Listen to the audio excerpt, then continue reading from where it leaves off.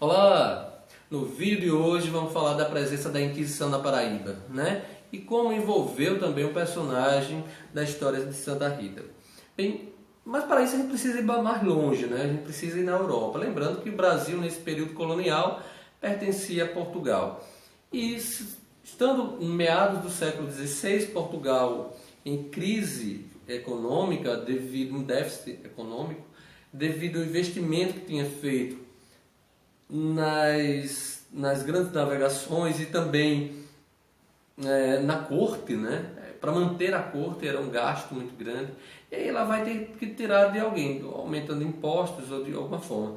E aí ela tem a ideia, né? A coroa portuguesa tem a ideia de trazer o Santo Ofício, o Tribunal da Inquisição, para julgar os casos de judaísmo, que havia muitos judeus forçados a serem cristãos, que era chamado cristãos novos, e consequentemente esses homens e mulheres ainda tinham práticas judaicas escondidas, né? Suas formas de fazer celebração, culto, era de tradição judaica.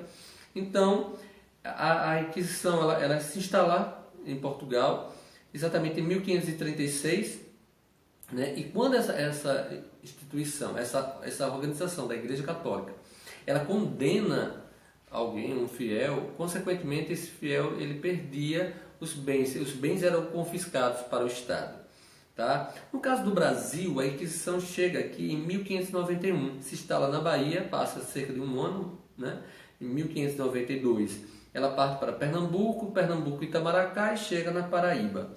Tá? Paraíba ela chega no dia 6 de janeiro de 1595 e nesse momento ela vai ter o visitador, né, do Tribunal do Santo Ofício, ele vai ter 25 depoimentos, né, acusação, até porque, gente, acusar o outro era mais fácil, porque mostra quanto você era fiel à igreja, quanto você era fiel às suas crenças. Acusar sempre o outro dá essa aparência, né, tira-se o foco de você. Então, consequentemente, havia essas denúncias sobre as pessoas. E aqui teve 25 depoimentos, 16 denúncias, né? E dessas denúncias, 12 foram de blasfêmias, bigamia e heresia, né? A blasfêmia é você blasfemar contra Deus, contra o Espírito Santo, né? E a bigamia é casamento, mais de um casamento, porque a gente tem uma cultura indígena que já era muito comum ter mais de um casamento. Então, no caso da Paraíba, isso era condenado, né? Ter mais de um casamento. E a heresia, que é, por exemplo, um exemplo. Eu digo que Deus existe, mas Jesus não é filho de Deus, Jesus não é Deus. Então, dizendo uma coisa dessa era uma heresia. E a pessoa poderia ser condenada por isso. E também vamos ter 9 confissões de pecados. Uma confissão de pecado, como é? As pessoas vão confessar? Não.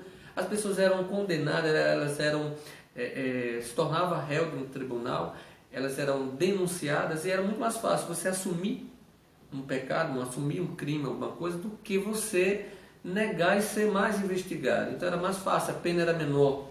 Tá? No caso da Paraíba, a gente vai ter 4 homens brancos e um indígena condenados, ou melhor, investigado por sodomia. O que é sodomia? É a palavra que eles usavam na época para relações homoerótica ou homoafetiva. Então, nessa época, foram condenados foram 3 casos, né? Então, de pessoas condenadas. E aí, a Inquisição geralmente tocava fogo nessas pessoas, né? Os homossexuais pegava fogo, né? Tocava fogo, era pena de morte. Mas no caso da Paraíba foi mais flexível e essas pessoas foram apenas açoitadas, né? Quer dizer, apanharam na rua e, consequentemente, presas. 8 de outubro de 1591, ele já tinha sido investigado em Portugal. E quando ele chega aqui, ele vem para Bahia, da Bahia ele passa para Pernambuco, Paraíba, né? E aqui em Santa Rita ele constrói o engenho São Marcos, que vai se tornar um engenho Gargaú, né? Que fica para a descendência desse homem. E a importância dele para a história de Santa Rita e do Brasil é que ele publicou um livro chamado Diálogo das Grandezas do Brasil. É um estilo literário muito conhecido na filosofia, mas também durante o Renascimento era muito usado esse estilo literário, que era por meio do diálogo. Então, por meio do diálogo, ele vai narrando a história do Brasil, a história da Paraíba.